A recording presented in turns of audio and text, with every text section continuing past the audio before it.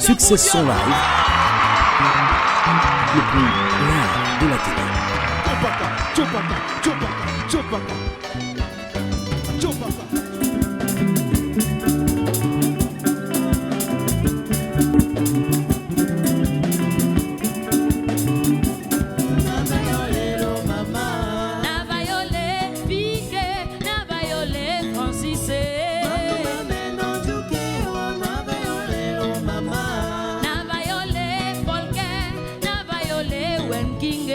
Succession Live, le plus live de la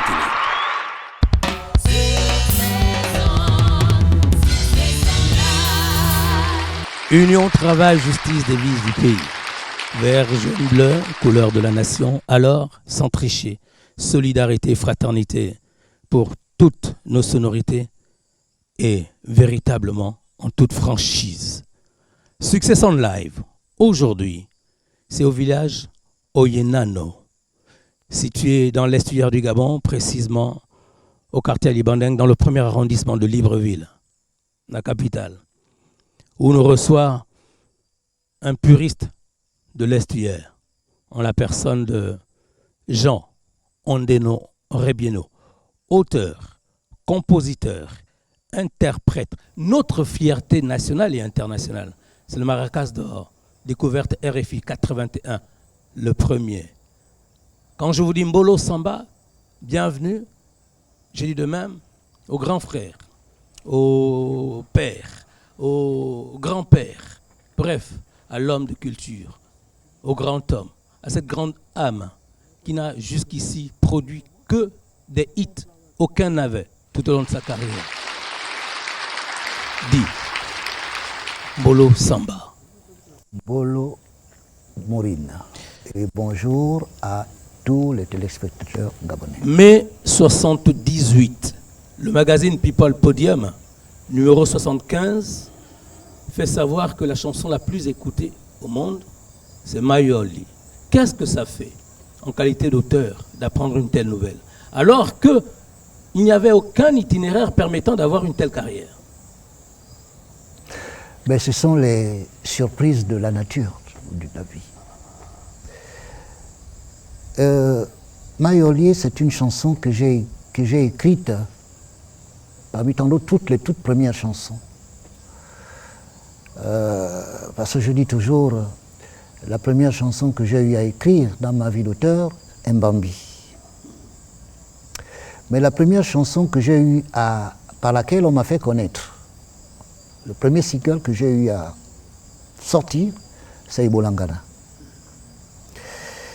Mais Mayoli a une histoire qui est très très très longue. Je ne sais pas s'il faut qu'on en parle. Non, on va en parler forcément parce que eux, ils attendent ces moments-là avec beaucoup de fébrilité. Mayoli, on le sait déjà, ça veut dire je ne peux pas. Je ne peux pas. Voilà. Et aujourd'hui d'ailleurs, c'est compliqué de la chanter. Pourquoi? Parce qu'il va falloir l'expliquer. Donc Mayoli, c'est une chanson que j'ai écrite dans la pure tradition soulevée. Donc soulevée, un rythme un peu gabonais, bien maîtrisé par le grand frère Pierre. Voilà, d'ailleurs. Voilà. Martin Rompavé d'ailleurs. Voilà. Je l'ai composé comme ça. Et puis, un jour, je rencontre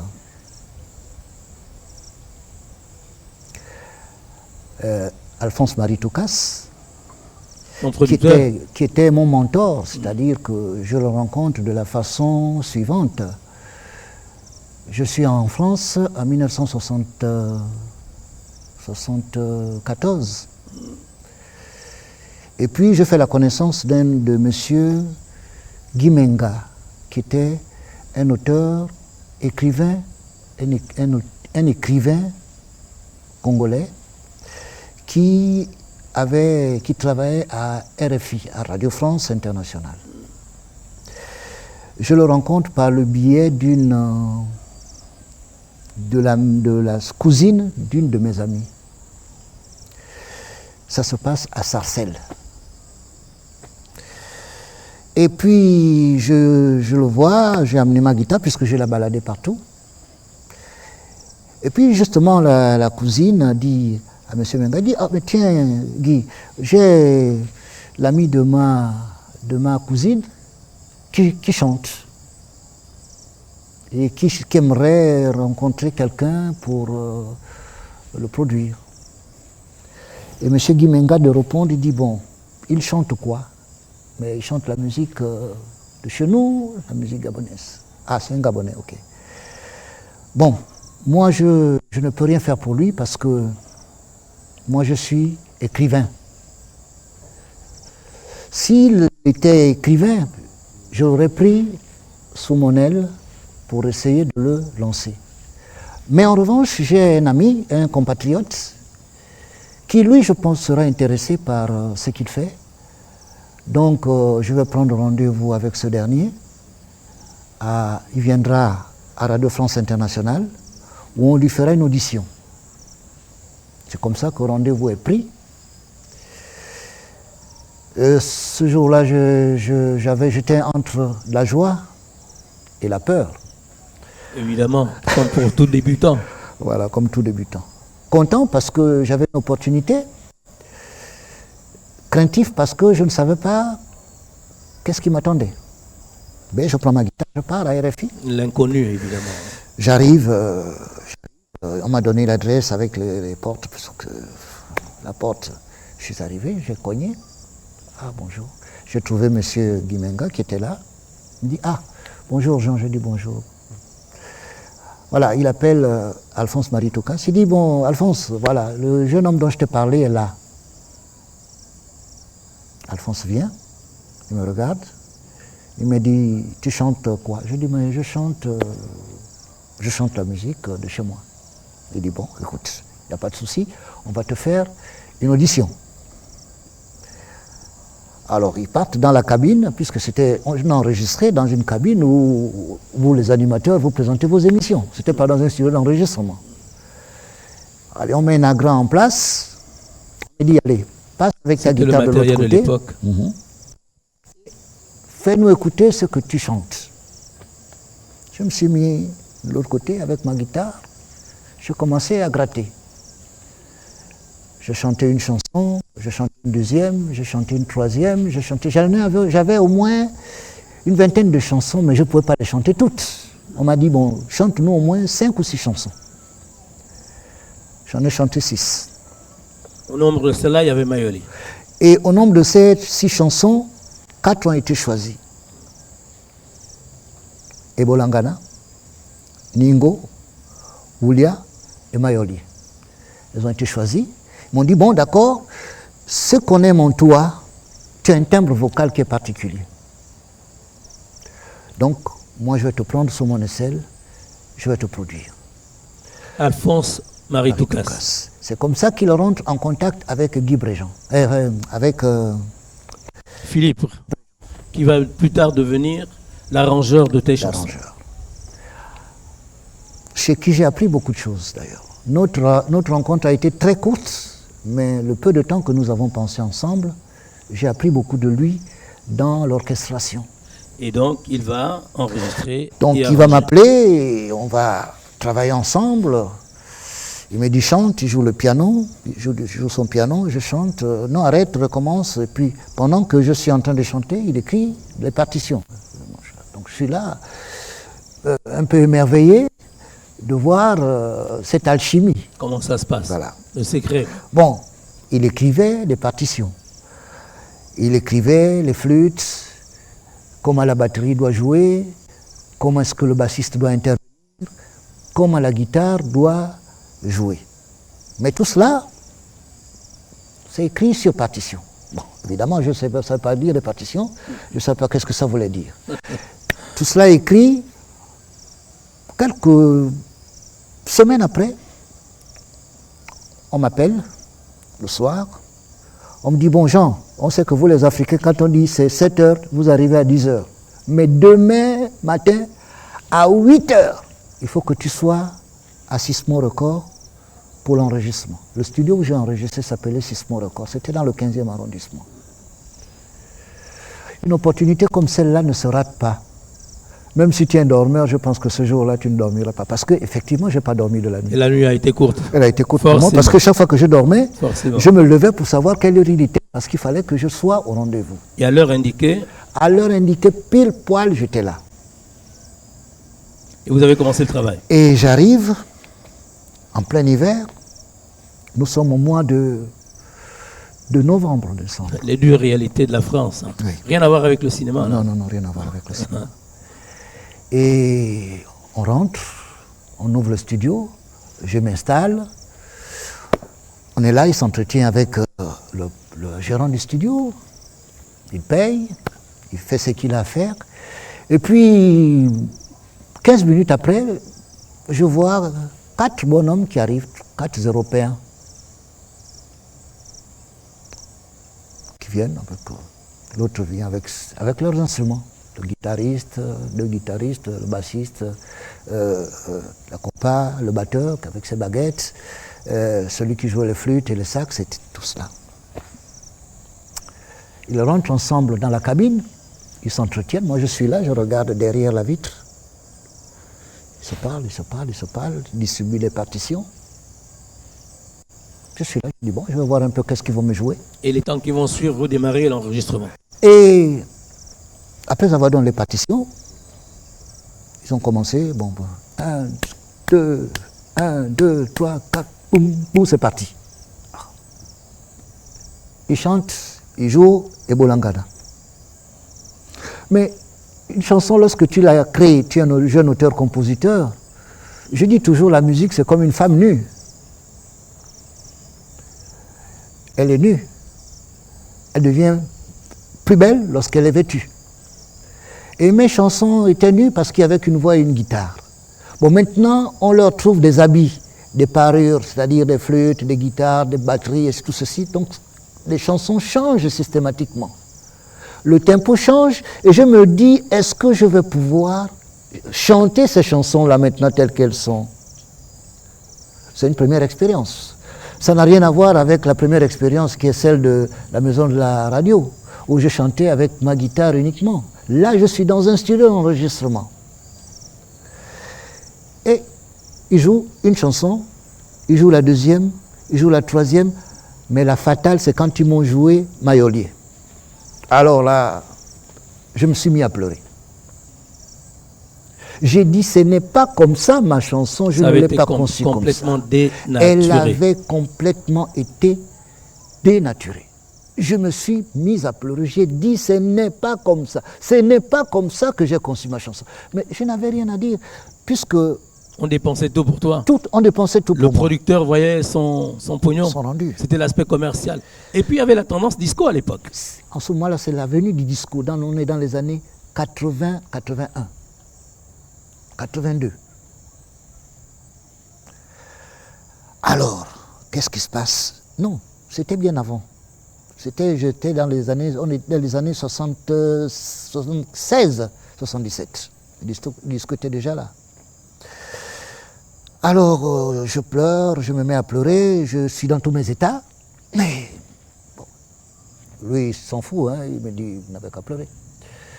Quand je reviens à moi, après avoir pleuré, il me dit, bon, moi j'ai dépensé de l'argent, tu sais, time is money, il faut aller dans la cabine pour chanter.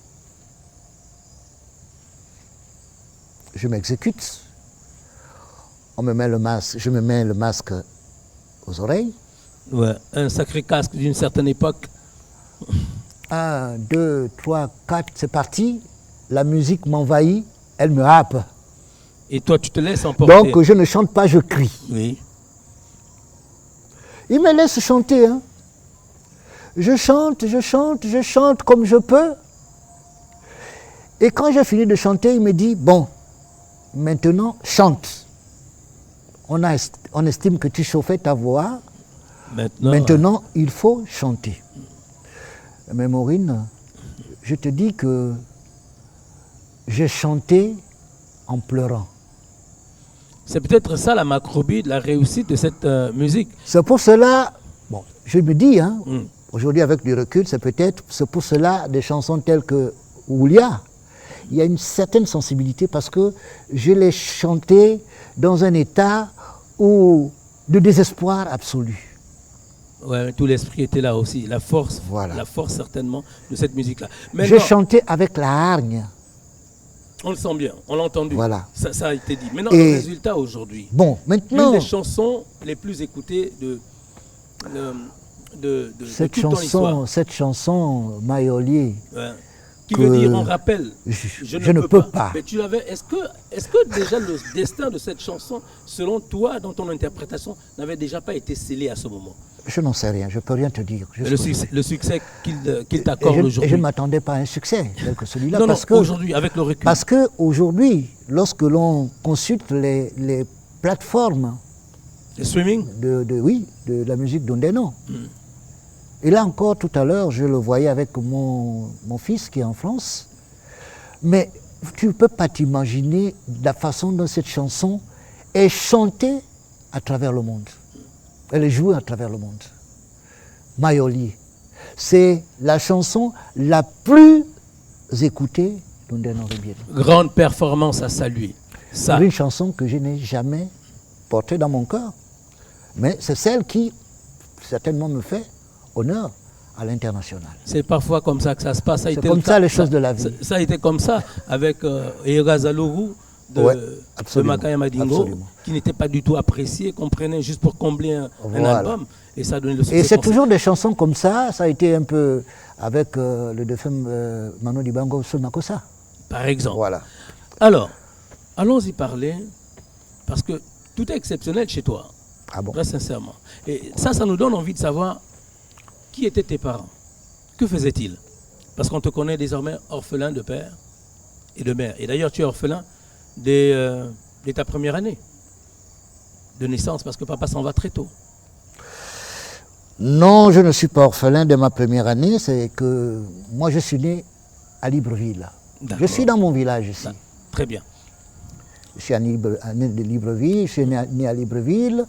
Ma mère est originaire de l'Estuaire, Mpongwe. Mon père est originaire de Logoué-Maritime, dans le Fer-Navaz. Je ne suis pas de Port-Gentil, mais je suis du Fer-Navaz. Mais c'est Logoué-Maritime. Mais mon père, dans la famille paternelle, mes pères sont tous des musiciens. Parce que mon frère avait 3 aînés. L'aîné Frédéric, qui est le grand-père de Thomas, à qui mon père a appris à jouer l'accordéon. Parce que Thomas fait un neveu chez moi. Et c'est mon père qui a appris à Thomas à jouer l'accordéon. Voilà.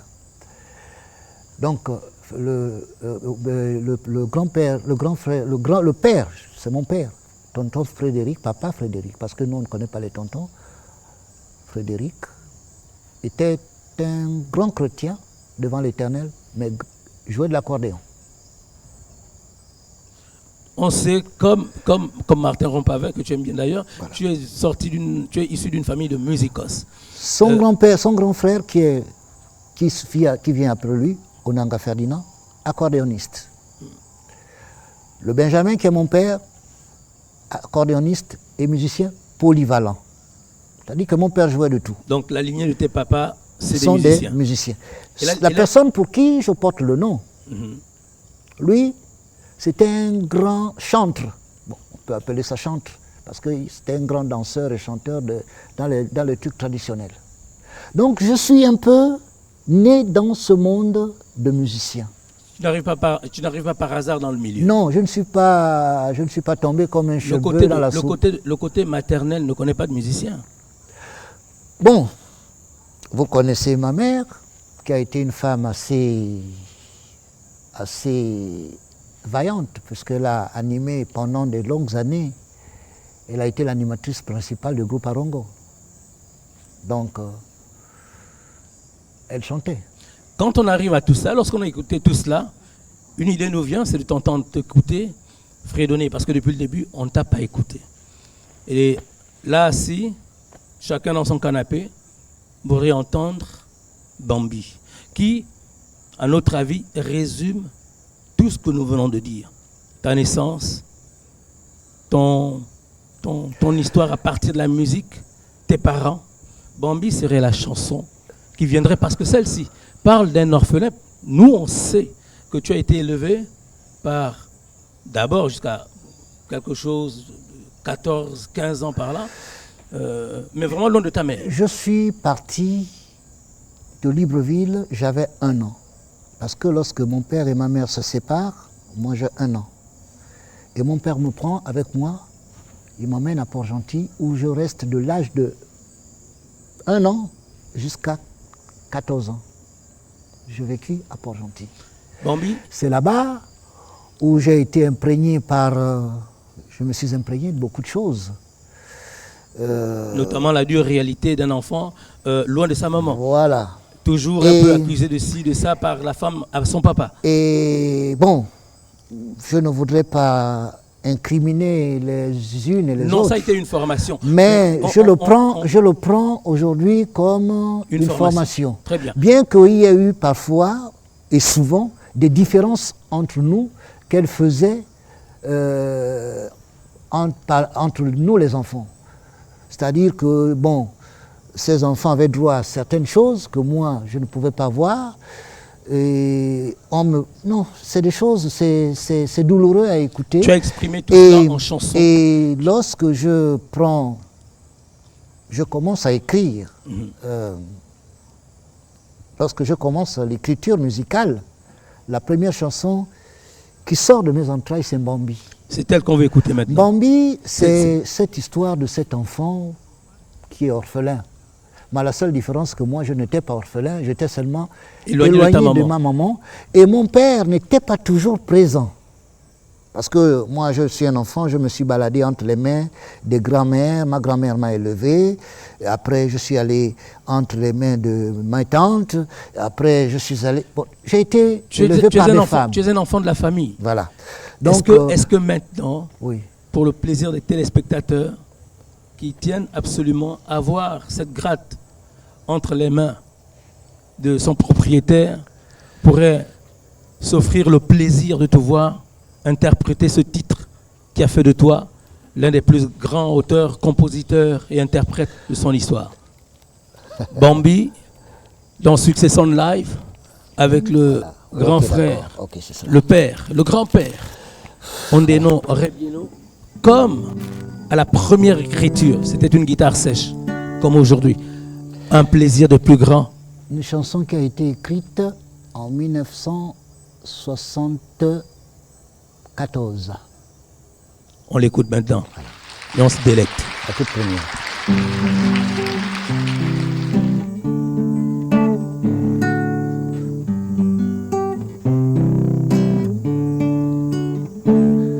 Bambi, dia yui, abongo ni anunyo, nyabeli gupomiza we. Rema wi anunyo wene, gere ya wakalosaka, nona wefanginkala, kondene azingo madiri, ndiyo nungio. Bendi anunya duana,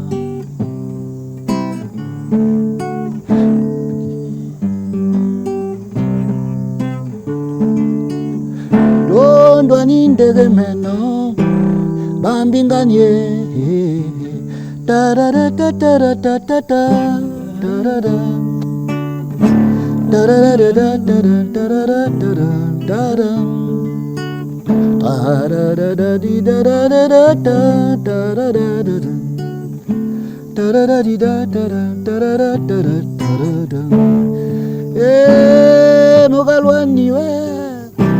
Giyogatige Zeliano Zelendego Ndego Nurema Dwa ginjuke neno Mende befemia wembambi Foanka guga ninjana Akalunyi ufe Baba bejela gemeno Bambie Bambie Kaya kotiwe Bambie Jana ya kotiwe Bambie Kala noncho Bambie Bambie Bambie Anka Anka Anka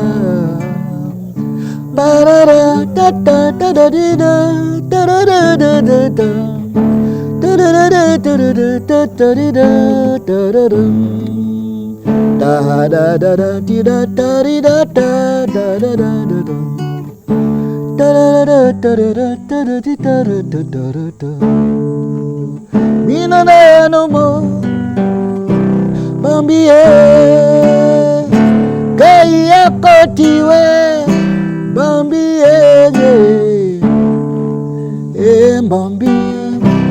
Bambie, jana ya kotiwe, Bambie,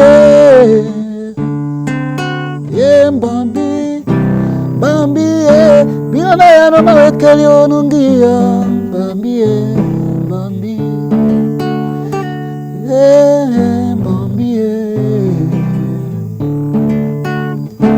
kaya kotiwe, Bambie.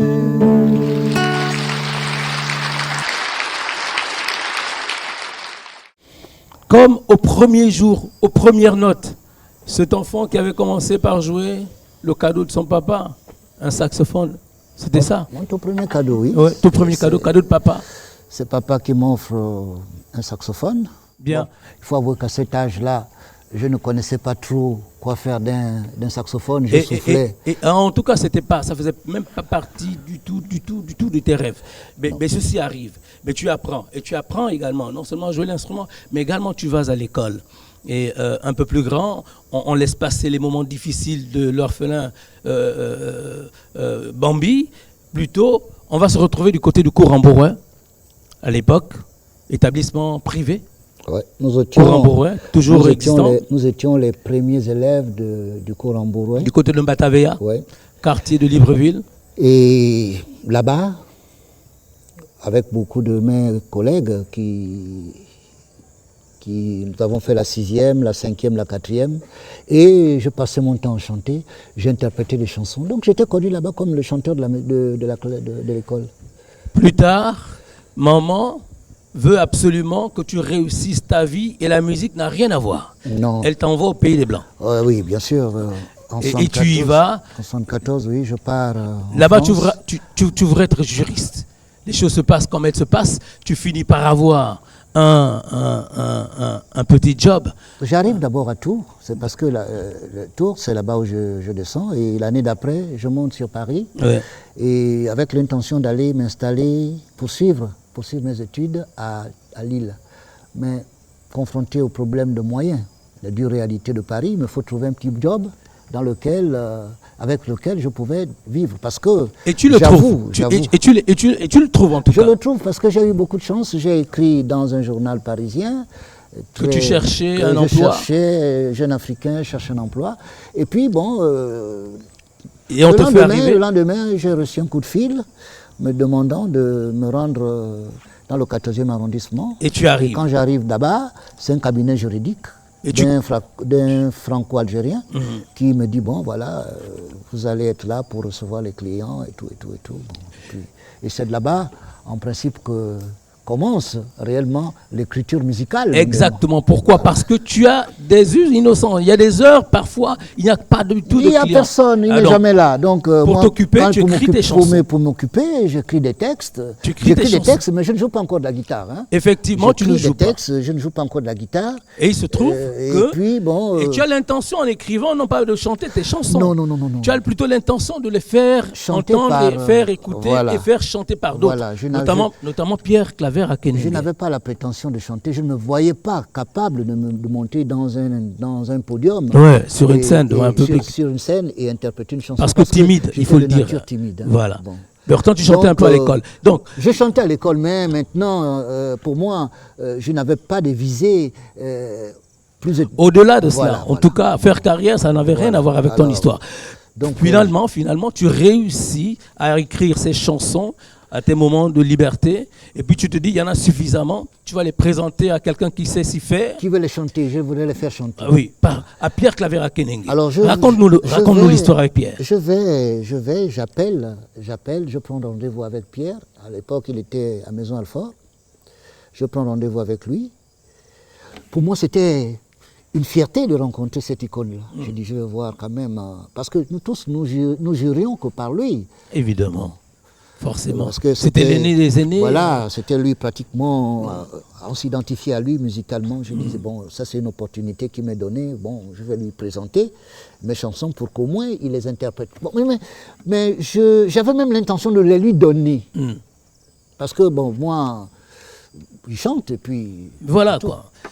Et puis finalement, tu es face à lui. Et puis je me retrouve face à lui. Je dis, bon, j'ai amené mon cahier de chant, mon cahier de chansons. Et puis je dis, bon, voilà, je suis venu te voir pour te proposer certaines chansons que j'ai écrites. Bon, il n'a même pas, regardé. Regardez les chansons. Non. Et il me dit, bon, tu veux chanter? Oui, tu veux que je chante tes chansons? Oui. Je dis oui. Il me dit, bon, c'est là qu'il me raconte l'affaire de sa première chanson qu'il a eu à écrire, qu'il a fait interpréter par Hilarion Nguema, Télégramma. Voilà. Parce qu'un peu timide comme toi aussi au début. Bon, je ne sais pas, ça je peux rien dire. Mais ça, il est allé voir aussi, il est allé voir aussi Hilarion. À l'époque, Hilarion était dans Froxisset, il avait demandé de chanter ces chansons. Et Hilarion en a interprété une qui est Télégramma, donc, dont je connais la mélodie. Et il me dit ceci, il dit, je pourrais à la limite peut-être chanter une de tes chansons, mais je ne pourrais pas chanter toutes tes chansons. Parce que si je me mets à chanter toutes tes chansons, qui chantera les miennes? Quelle a été là ton attitude à l'instant? J'ai ressenti une douche froide. J'étais un peu dessus, sur le coup, parce que je ne m'attendais pas à cette réponse. Cette réaction-là. À cette réponse-là. Mais bon, je suis parti un peu dessus. Forcément un peu dessus, mais avec des projets quand même. Mais cela m'a boosté. C'est ainsi que le mois d'après, lorsque tu as eu ton COPEC, ton petit salaire m'est donné par le cabinet, pour lequel tu travaillais. Il me donnait 500 francs par mois. Bon, 500 francs français. 500 francs, quelque chose qui serait de l'époque, je crois, comme 125 000, voilà. Quelque chose comme ça. 125 000 CFA. Je cours acheter une guitare. C'est la première chose que je fais. Je cours acheter une guitare. J'achète un livre d'accords, une guitare, j'achète un métronome, et puis bon. Tu apprends seul à jouer. Apprendre seul à jouer la guitare. Made in Man. Et là, tu vas te faire tout seul. C'est comme ça que maintenant, je vais apprendre à chanter mes compositions. Bien. Et là, plus tard, tu es vraiment chanceux parce que tu as rendu service, Pierre. Ouais, merci, beaucoup, Pierre. Mais je voulais en venir justement, il t'a vraiment rendu service parce qu'il t'a donné la possibilité d'être le célébrissime auteur, compositeur, interprète que l'on reçoit aujourd'hui et que l'on voudrait entendre par lui-même, Ebola Ngana. Un autre hit sorti justement de la même production. Ebola Ngana, maintenant, je t'en prie, pour Success on Live sur Gabon Télévision, ce jour dans le premier arrondissement de Libreville, c'est dans l'estuaire du Gabon.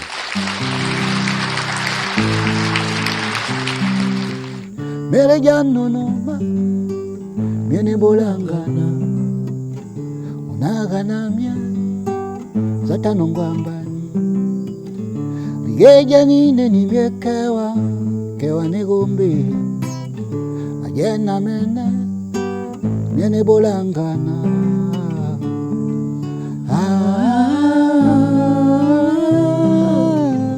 Kaila.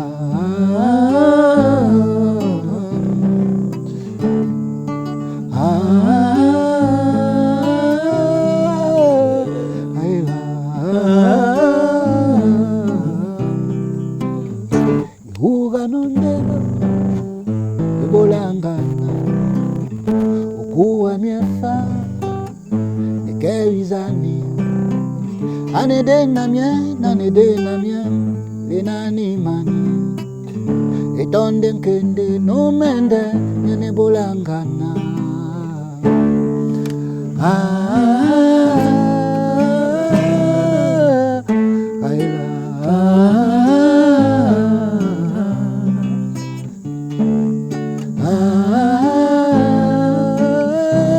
Tout le monde a connu ce refrain.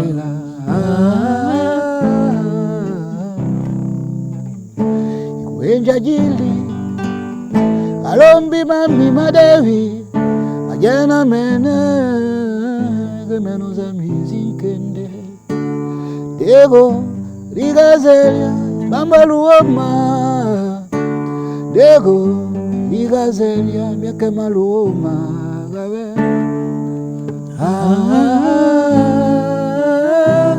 Mere jano no ma Miene bolangana Kuwa miefane kawidani Mere jano no ma Miene bolangana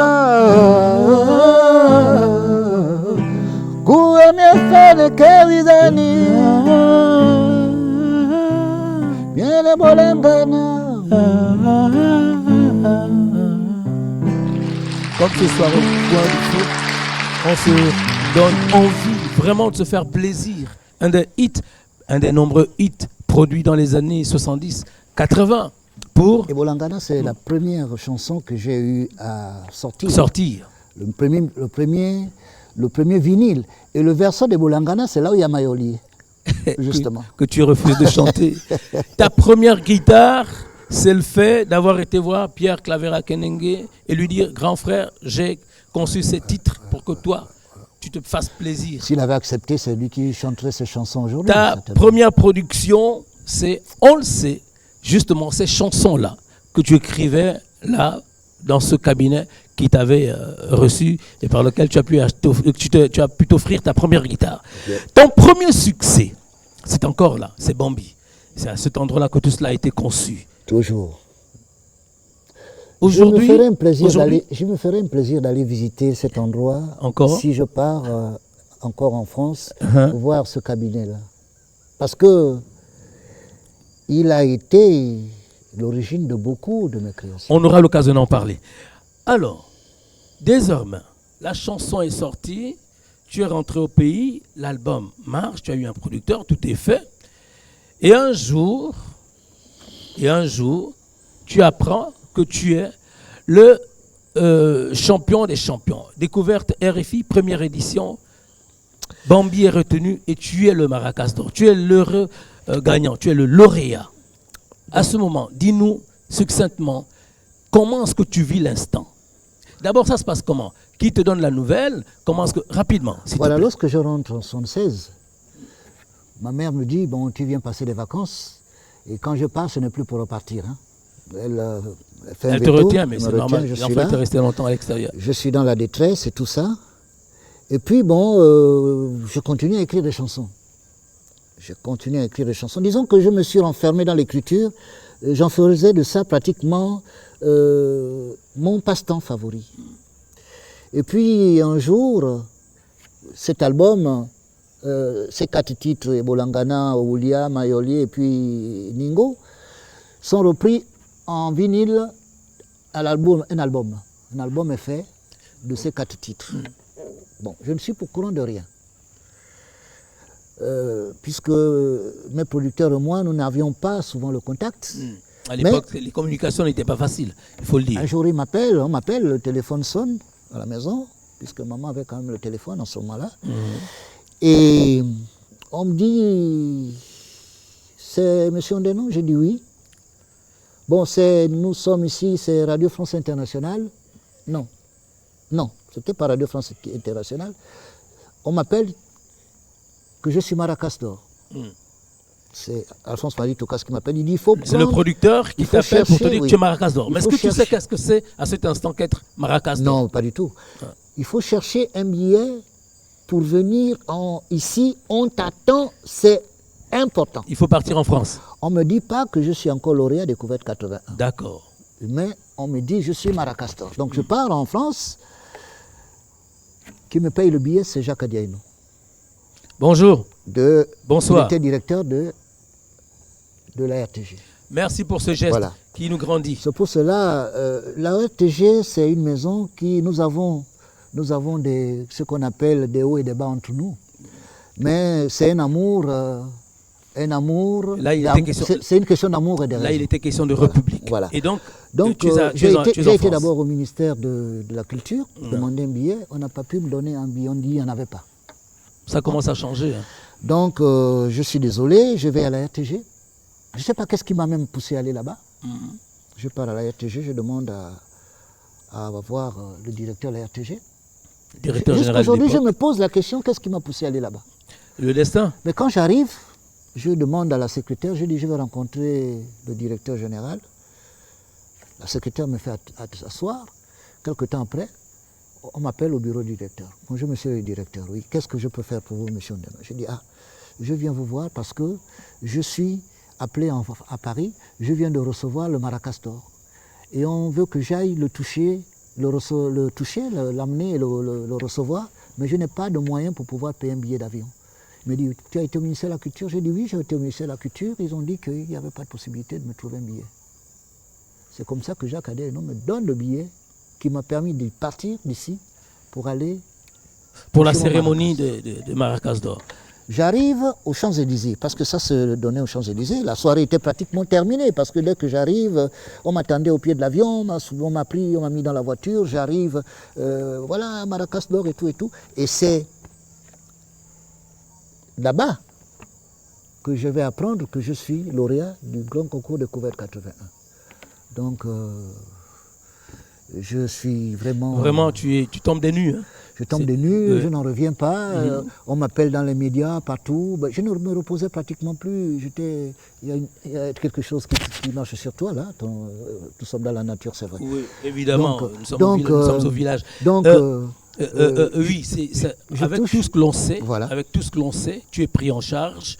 Est-ce que les réalités étaient les mêmes? Aujourd'hui, quand tu es prix RFI, découverte RFI, mais tu as droit à des tournées dans des villes. Ça n'a pas été le cas pour toi à ton époque? Non. Je n'ai pas eu beaucoup de tournées parce que lorsque j'arrive, après avoir touché le prix, que j'ai d'ailleurs reçu à Dakar, on m'a donné, le ministère de la Coopération m'a donné une bourse de 350 000 francs à l'époque. Hein, 350 000 francs CFA, ça faisait 7 000.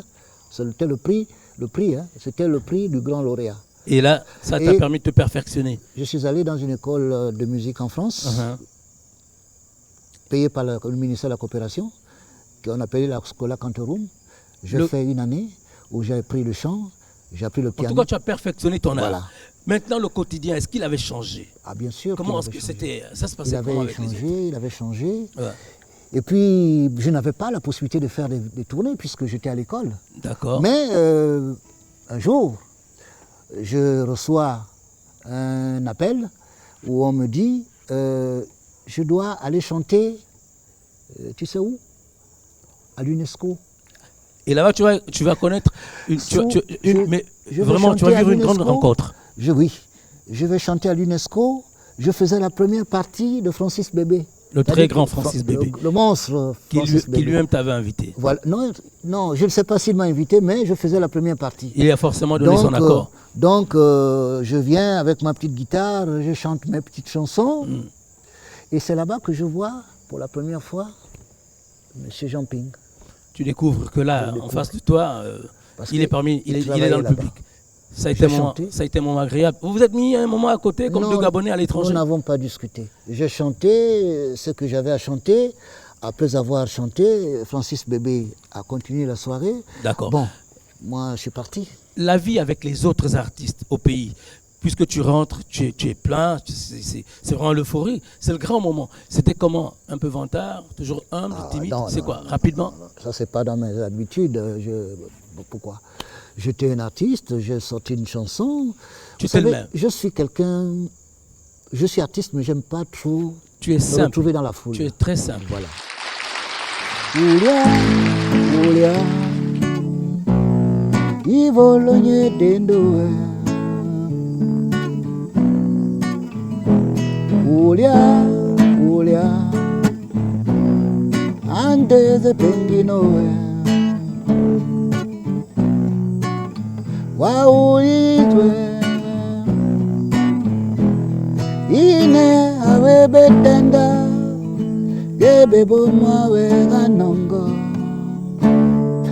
nyoni ni sedowa imeli sekena vendene sango ulia ulia ivolonye dendo ulia ulia ande the pengino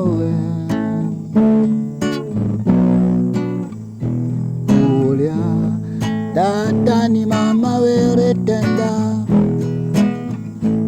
dowe bambyaga minchango so chugwetu inde kuna lwani were simbya kusembawe awe ulenye miana awe betenda neno mpuma wakeki winono mpangano walendo okunkala ibo wazere mana ono girema ungebolo ulia ulia ivolo nyedendo ulia ulia ande the pengino awega kende uma wake awega kende yo wanamya wade wanalwanya awega kende nezango bende nezango awega kende winono mpangano walendo awega kende uma wake awega kende wade wanalwanya awega kende bende nezango awega kende winono mpangano walendo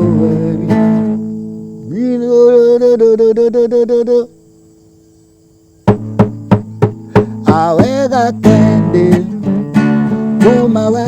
mpuma wake awega kende wade wanalwanya awega kende bende nezango awega kende winono mpangano walendo awega kende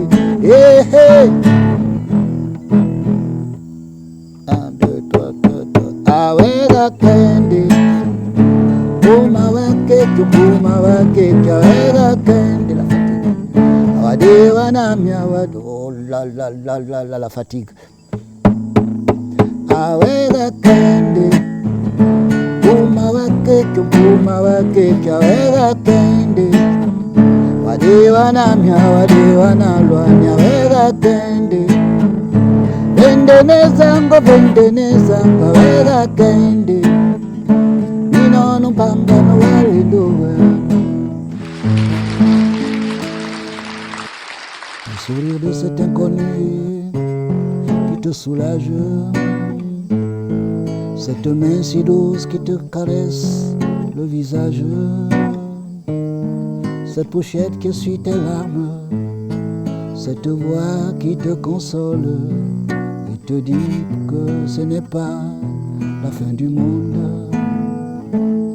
Un jour viendra où tu trouveras le vrai bonheur. Vivre sa vie au singulier, surmonter tous ses problèmes, regarder toujours la vie du bon côté. Vivre sa vie au singulier, écouter son cœur chanter, le bonheur d'où qu'il provienne n'a pas de fin.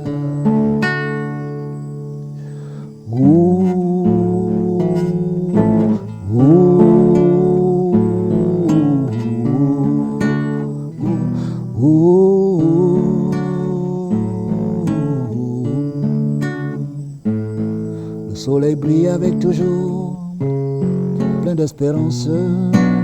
Ne te laisse pas gagner par le découragement. Quand pèse sur toi des problèmes, parle-en à ceux qui t'aiment. te donneront sans doute un peu d'amour. Il y aura toujours une voix pour te consoler. Il ne pourra te dire quand viendra le vrai bonheur.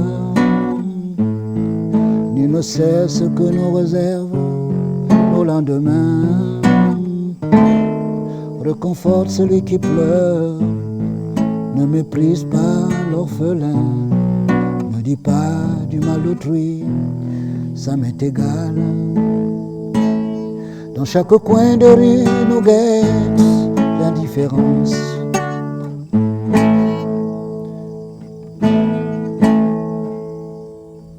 Vivre sa vie au singulier, surmonter tous ses problèmes, regarder toujours la vie du bon côté. Vivre sa vie au singulier, écouter son cœur chanter. Le bonheur d'où qu'il provienne n'a pas de fin.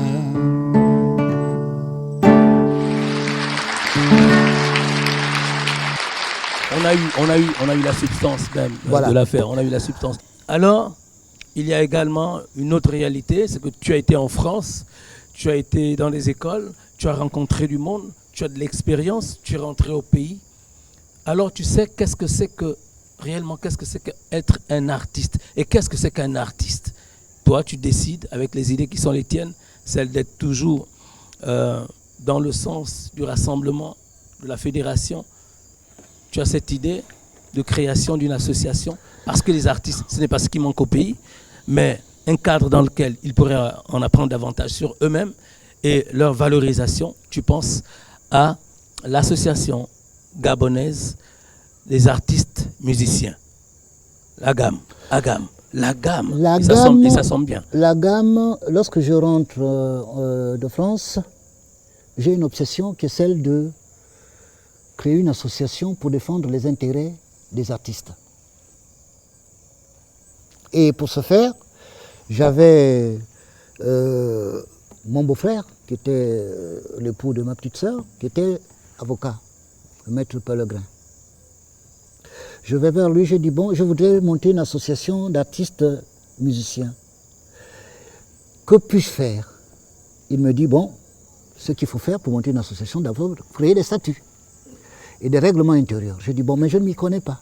Il me dit, bon, je vais t'aider à le faire. Donc il me donne des exemplaires de statuts et règlements intérieurs, et puis je travaillais seul, hein. je travaille, et puis je suis allé le voir pour lui dire, voilà ce que je fais comme travail. Il me dit, bon, c'est très bien, il faut maintenant convoquer une assemblée générale.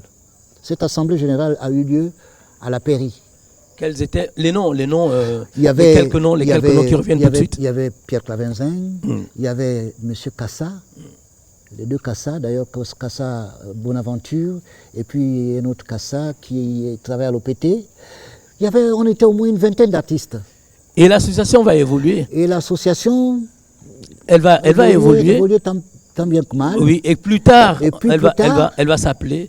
Plus tard, quand Pierre arrive. Quand Pierre Claver à Kenengue rentre, lui à son tour, l'association s'appelle l'association change d'appellation, ça devient l'AGAMI.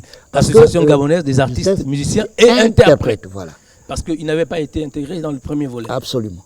Donc, alors, ça discute autour de ce que réellement les droits d'auteur et autres. Les droits d'auteur, par voilà, exemple. Les droits d'auteur et tout ceci. On a travaillé avec la GAMI. Bon, cette association, on connaît la succession de tout ce qu'il y a eu. Voilà. On va s'arrêter un court instant sur cet épisode, justement en parlant de droits d'auteur. Lors des élections de 2005, quelque part par là, le président de la République, Feu Omar Bongo Ondimba, réunit les artistes pour partager un repas. Ça s'est passé à la démocratie. Voilà, pour partager un repas. À la fin de celui-ci, il va sortir de l'argent. Mais il annonce déjà qu'il va remettre 1 milliard aux artistes. Absolument. Il va sortir de l'argent. 5 millions exactement. Non. Il n'a pas sorti 5 millions. Il nous appelait à la démocratie nous avons mangé sur la même table que lui. C'était un grand honneur de manger sur la Forcément, même table que le naturellement. président. Oui. C'est le président de la République, quand même. Nous avons discuté avec lui et il nous a promis le milliard qu'il avait donné aux artistes. Ce milliard qui a causé beaucoup de déchirements entre nous. Mais il vous remet le Et taxi. maintenant, lorsqu'il s'en va, il laisse quand même le taxi, comme il dit, Comme on dit souvent dans le pays. pour que les artistes puissent rentrer à la maison. Mais ce taxi-là, cet agent de taxi, c'est pas lui qui le gère, il a donné et puis il est parti. Et nous, on nous appelle maintenant chacun pour prendre son petit enveloppe. Taxi. Les artistes musiciens, en général, nous avons eu 5 millions. D'accord. 5 millions répartis par tous les artistes. Donc parmi ces 5 millions, on a donné 2 millions aux rappeurs. Et nous, les artistes musiciens, nous avons pris 3 millions. Les autres musiques, voilà. Et tu es rentré à la maison. Je suis rentré à la maison, mais avec une horde d'artistes derrière moi. Parce que tu tenais les 3 millions. Parce que je tenais les 3 millions et tout le monde voulait que le partage se fasse. Il voulait d'abord que le partage se fasse... Depuis la démocratie. Depuis la démocratie, tiens-toi bien, au parking. Il faisait déjà 20 heures. J'ai dit non mais c'est pas possible, on ne peut pas partager l'argent dans l'obscurité. C'est comme ça que je monte dans la voiture pour rentrer à la maison, mais tout le monde était derrière moi. Il y en a qui étaient même déjà arrivés avant. On imagine que le cortège était important. Et tu es à la maison, les artistes sont là, certains. Ils ont défilé comme ça. Envahi par les artistes. Ils ont défilé comme ça pendant longtemps. Il fallait nécessairement que cet argent soit partagé. Mais sur quels critères? Ils ont établi les critères eux-mêmes. Bon, les aînés, la durée. On a commencé à donner, l'argent, on a commencé à donner. Jusqu'au moment où il n'y avait plus rien. Mais... Toi-même, tu n'as d'ailleurs rien eu. Non, j'ai rien eu. C'est Lonzo, paix à son âme. C'est Lonzo, qui dit à son âme, qui, lorsqu'il restait 50 000 francs, j'ai pris ces 50 000 francs, je les ai donnés à un auteur. J'ai dit, bon, Lonzo, tu vois, je n'ai plus rien. Il est allé m'acheter un Fanta. Il me dit, grand frère, il faut boire le Fanta. Mais, en dépit de ça, il y a des gens qui venaient quand même encore chez moi. Voir si ta vie avait changé quand même. Ma vie avait changé, si j'avais de nouveaux meubles, si j'avais une nouvelle télévision. Mais le président avait quand même parlé d'un milliard, ça aussi, ça faisait penser à des choses. Se disait que j'avait le milliard. Peut-on donner un milliard à un artiste comme on dit? Non, pourquoi faire? Mais j'ai eu vraiment à me mettre à dos beaucoup de musiciens. Il y a des gens qui venaient m'insulter chez moi, que j'ai volé de l'argent des artistes et tout ça. L'argent dont je n'ai même pas touché, je n'ai même pas mangé un franc. Et beaucoup étaient persuadés que j'avais le milliard avec moi. À la maison. Mais il faut dire et noter, faire remarquer que cette période-là, elle va être vraiment sombre. C'est un livre noir que tu écris sur ton histoire. Parce qu'il y a cet épisode que tout le monde sait. Ouais. Qui malheureusement...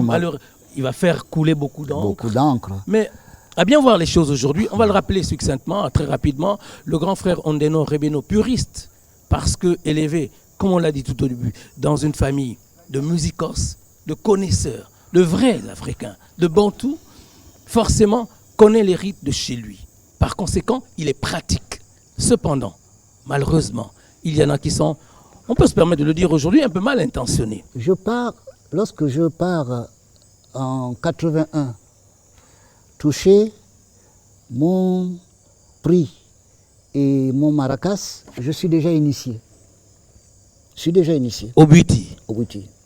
Et je ne m'en cache pas, je le fais ouvertement.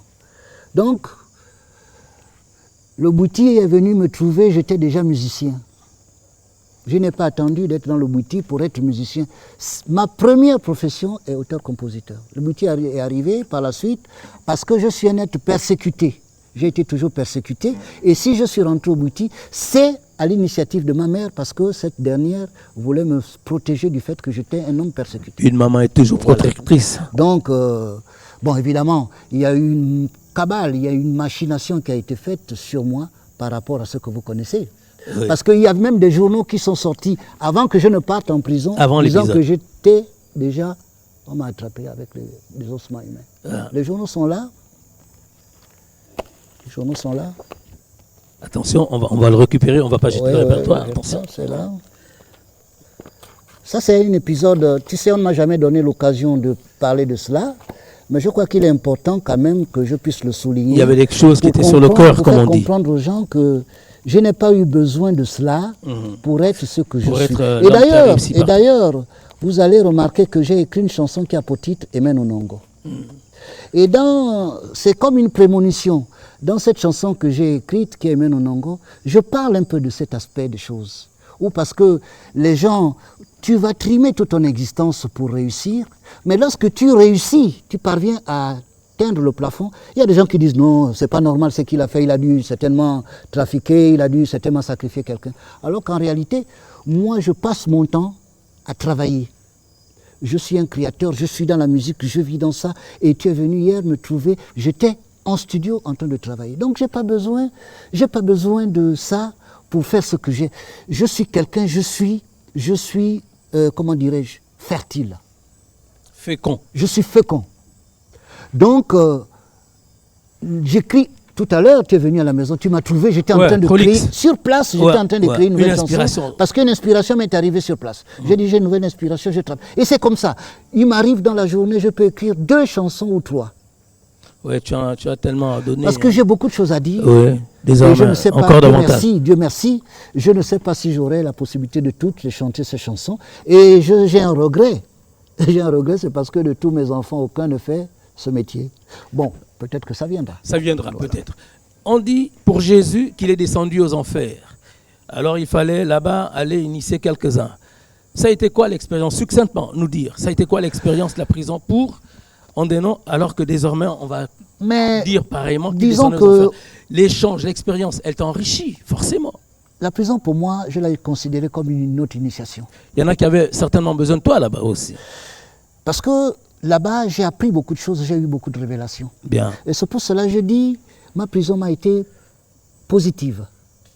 Je suis sorti de là-bas riche d'enseignements peut-être que je n'aurais pas eu si je n'étais pas parti de là-bas. Donc je ne le regrette peut-être pas. Bon, je suis parti, c'est vrai, ce n'est pas quelque chose où on aimerait y partir une deuxième fois, mais c'était peut-être un passage obligé.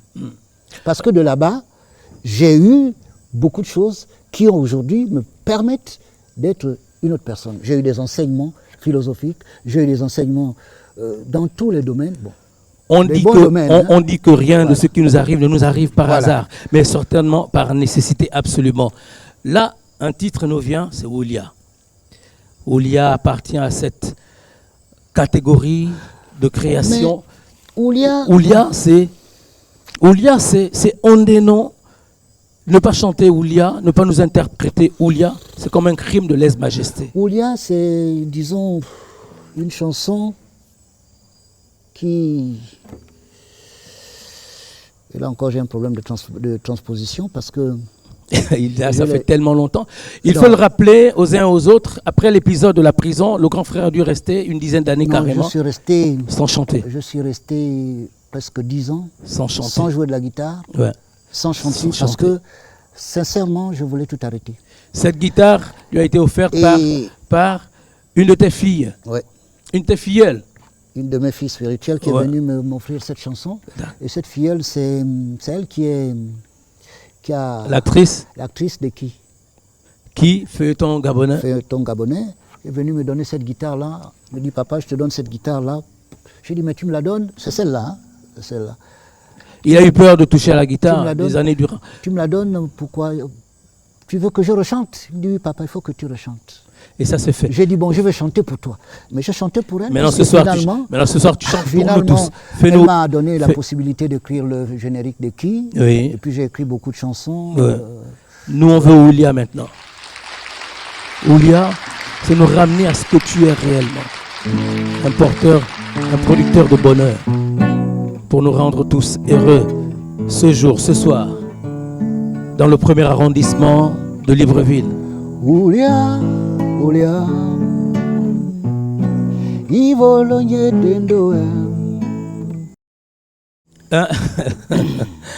on a compris, ce n'est plus le même jeune homme, mais tout le bonheur reste le même.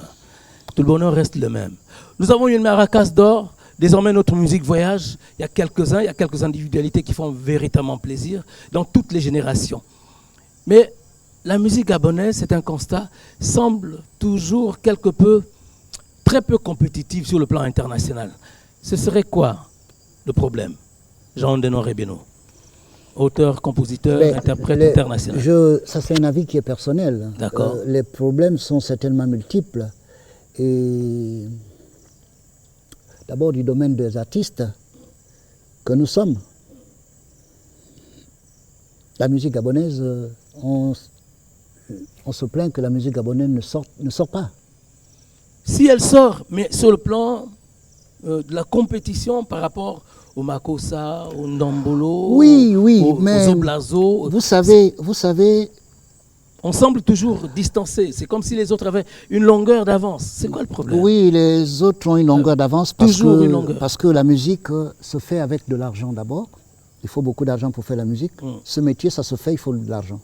Et si tu n'as pas l'argent, pas tu évident. ne peux pas. Ouais. Nous autres, vous avez été chanceux. Bon, j'ai été chanceux, mais je suis après tombé dans l'autoproduction. Donc, je fais avec le peu que j'ai, parce que je n'ai l'aide de personne, je n'ai des subventions de personne. Je fais mes productions avec mes moyens. Je n'ai l'aide, je dis bien l'aide de personne, je le fais. Et quand je les sors, ça prend plus de temps parce qu'évidemment, le peu qu'on a, il faut le partager entre les besoins familiaux et la musique qui est la passion. Mais de ce côté, les autres n'ont pas cette... Les autres, quand je parle des Congolais, les Ivoiriens ou autres, eux, ils ont des mécènes, nous n'en avons pratiquement pas. Ça, c'est un problème. Et puis, le Gabonais a ceci de particulier. C'est-à-dire que nous ne sommes pas dans le suivisme. C'est-à-dire? Bon, c'est le Makossa qui marche et tout le monde tombe dans le Makossa. C'est le Zoblazo qui marche et tout le monde tombe dans le Zoblazo. Ou bien c'est, je ne sais pas quoi, le coupé-décalé qui marche, tout le monde tombe dans le coupé-décalé. Non. Les Gabonais, c'est des artistes. Nous sommes des artistes. C'est pas des stars, c'est pas des vedettes. Entre artistes et vedettes, c'est deux choses. Nous ne sommes pas, ce sont les artistes. Nous ne sommes pas des personnes à qui l'on impose quelque chose parce que il faut que ça donne de l'argent. Nous nous exprimons parce que nous avons un message à véhiculer. Que ça plaise ou que ça ne plaise pas, ce n'est pas un problème, mais nous avons un message qui est le nôtre. Donc, nous ne voulons pas qu'il soit dévoyé ou du moins déformé ou du moins prostitué. Parce qu'il faut que l'on gagne de l'argent. Et nous, artistes gabonais, confondus, hein, peut-être c'est la nouvelle génération qui essaie de suivre les tendances. Mais nous, quand je regarde que ce soit depuis le grand frère Hilarion, les Mac Joss, Akenenge, Martin Rompavé, j'en passe, chacun est dans son genre. Ça marche, ça marche. C'est vrai que la culture gabonaise, il faut que nous la fassions marcher. Mais si je peux chanter le ikoku, je le chante. C'est la musique de chez moi. Si je peux chanter le bouti, je le chante. C'est la musique de chez moi. Si je peux chanter le djembé, je le chante. C'est la musique de chez moi. Mais chacun reste dans son créneau. C'est peut-être pas bien, mais je pense que nous avons une diversité dans ce pays. Et c'est une richesse. Et c'est une richesse qu'il faut valoriser. Aujourd'hui, je suis très content de voir que les ikoku marchent. Les ikoku, la tendance ikoku marche. Et d'ailleurs, je remercie, et les enfants reprennent ça très bien. Je remercie ces jeunes rappeurs qui ont tout fait pour faire en sorte que l'ikoku, là même, ça c'est maintenant apprécié à l'extérieur du Gabon. Internationalement, ça marche. Voilà. Donc, nous avons quelque chose à valoriser, nous. Donc, au lieu de chercher à faire ce que les autres font, nous voulons sortir d'abord ce qui est dans nos entrailles, c'est-à-dire dans notre pays. Donc là, je suis là maintenant, c'est non-stop. Je crée de nuit comme de jour, je suis en studio. Maintenant, ça sort, comme on dit. Voilà. Et c'est l'occasion de nous faire la dernière, Mbela. Mbela pour se dire au revoir. Mbela pour te remercier. Mbela qui est l'appel. N'est-ce pas? Mbela. Mbela, Jean Ondenon Rebeno, c'était au premier arrondissement de Libreville, au village même, et ça a été un plaisir que d'être ici.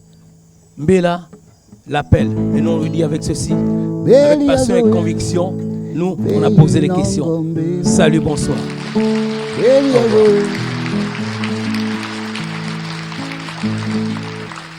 Beliazoe, ifei nongombela.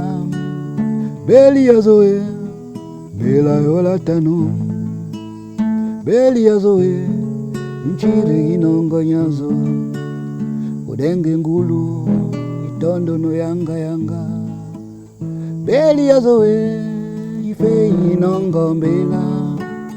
Beliazoe, itauna ngandi gorema. Beliazoe, yebela udatizi nongo. Udwani gambimo, ono gagamba menge. Beliazoe, ifei nongo mbela. Beliazoe, ife ozwena gumbe. Beliazoe, ipila na gabunje.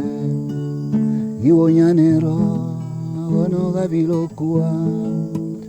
Beliazoe, ifei nongo mbela. Beliazoe, igembini nongo. Beliazoe, ife ozwena gumbe. Aoma winongo, ivirembela.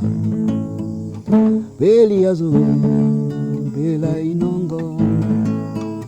Beliazoe, inongo la tanani. Beliazoe, azaka yego goni wabilona nero. Fangi nongo nyojari nuzwe. Fanga wana wosemba zemene. Inongo la tanani, inongo la tanani. Poke o maoro ipoke. Azorwana kambwagola na ipona mori. Inongo nyazo nyajari polo. Kwangana wanigo manjeri polo. Inongo la tanani. Beliazoe.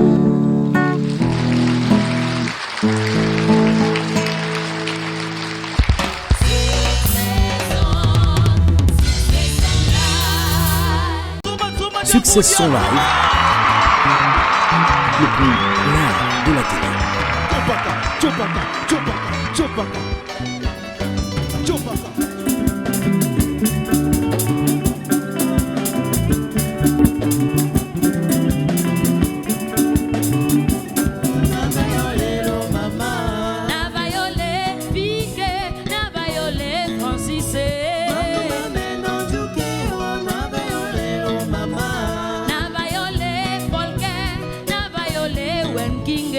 Succession Live, le plus live de la télé.